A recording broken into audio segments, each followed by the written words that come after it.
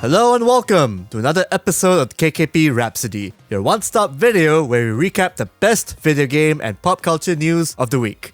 There's a lot of good and bad news cropping up here and there, so let's get right on it. Square Enix's remake of Final Fantasy VII is officially out now for PlayStation 4. We gave it a glowing review on our site. Go get it now, it's awesome.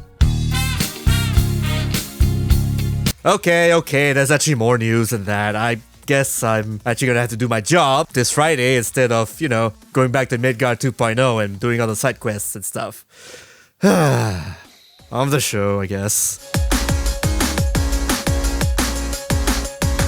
Riot Games' answer to Overwatch and Counter-Strike Go, called Valorant, is now in closed beta.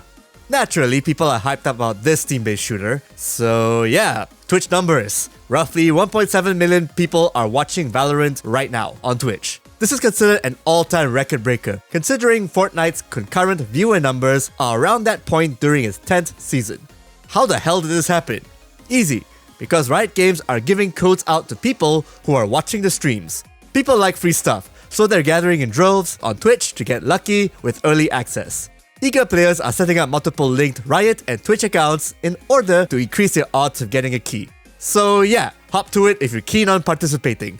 So, is the closed beta available in Southeast Asia? Short answer, not yet. According to a recent Riot Games video, executive producer Anna Donlan said that the company will attempt to get the beta out to as many countries as possible despite the current pandemic slowing things down a notch.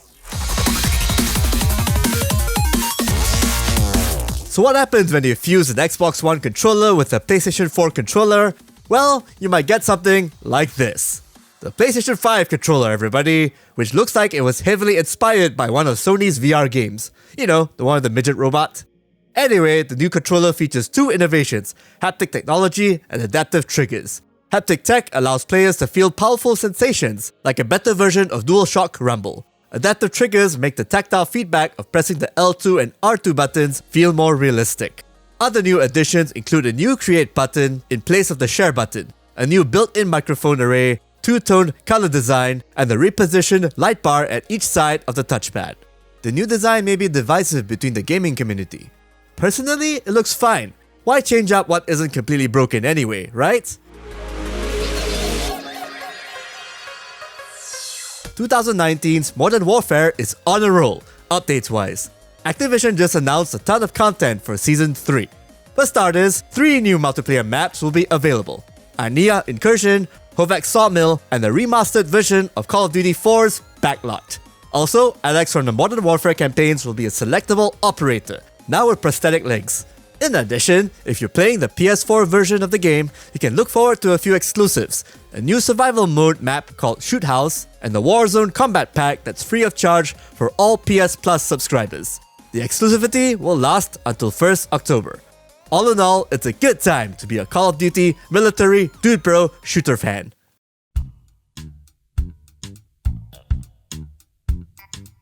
Following the success of the Resident Evil 2 and 3 remakes, it seems that 2021 will be getting a brand new entry. Nope, not a remake of Part 4 thankfully, we're taking a full-fledged follow-up to Part 7.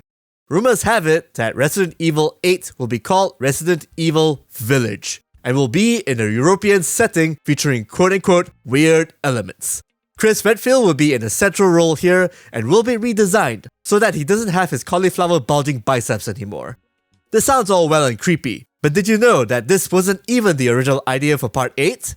Apparently, the concept was supposed to be for a new Resident Evil Revelations 3, but Capcom gave it another year or so to be baked into a full-fledged sequel. Guess we'll find out the full story in the future mid-year game reveal video conference.